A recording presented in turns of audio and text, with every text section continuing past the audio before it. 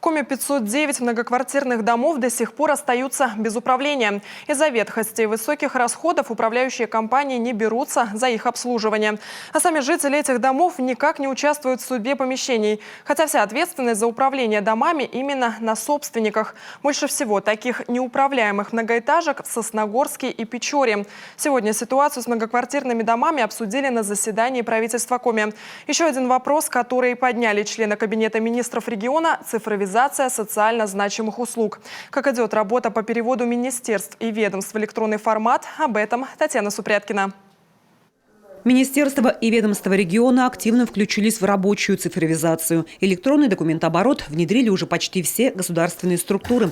Записаться в поликлинику, налоговую или любое другое учреждение все легко и просто через госуслуги. И никаких очередей. Показатели цифрового формата близки к 100%. Только Минздрав региона дал сбой.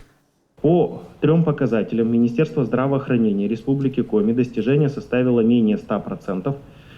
Это такие показатели, как доля записей на прием к врачу, совершенных гражданами дистанционно, доля граждан, являющихся пользователями единого портала государственных и муниципальных услуг, которым доступны электронные медицинские документы в личном кабинете пациента «Мое здоровье» по факту оказания медицинской помощи, а также число граждан, воспользовавшихся услугами либо сервисами в личном кабинете пациента «Мое здоровье» на едином портале государственных и муниципальных услуг в отчетном году.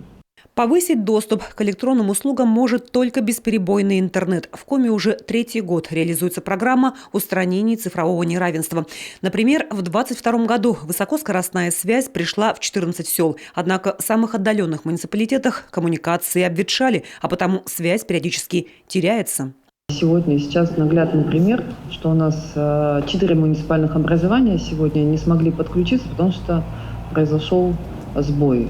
3 муниципальных образования буквально недавно, а по одному связь не налажена со вчерашнего дня.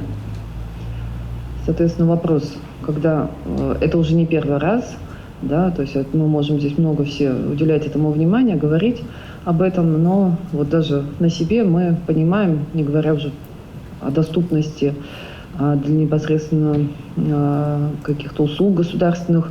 У нас, у коллег из ПАО «Ростелеком», которые обеспечивают нам основной канал связи по Республике Коми, произошла авария. У нас действительно муниципальное образование города Усинск уже более 24 часов находится без стабильного доступа к сети интернет. Голосовая связь там, слава богу, работает. То есть связаться, вызвать оперативные службы, экстренные службы, возможность имеется. Вот. Сложно найти коллегам повреждения. Уже 3 группы туда направлены. В том числе сегодня ночью дополнительная группа выехала из Ухты. Вот на данный момент должна прибыть в район для поиска повреждения. Минцифры региона при содействии Минфина Коми подготовил проект закона о налоговых преференциях операторам связи с условием, что они будут вкладываться в обновление инфраструктуры на территории республики и обязательно будут обеспечивать резервным каналом связи. По предварительной информации, все представители сотовых операторов заинтересовались предложением. Татьяна Супряткина, Алексей Паршаков, телеканал Юрган.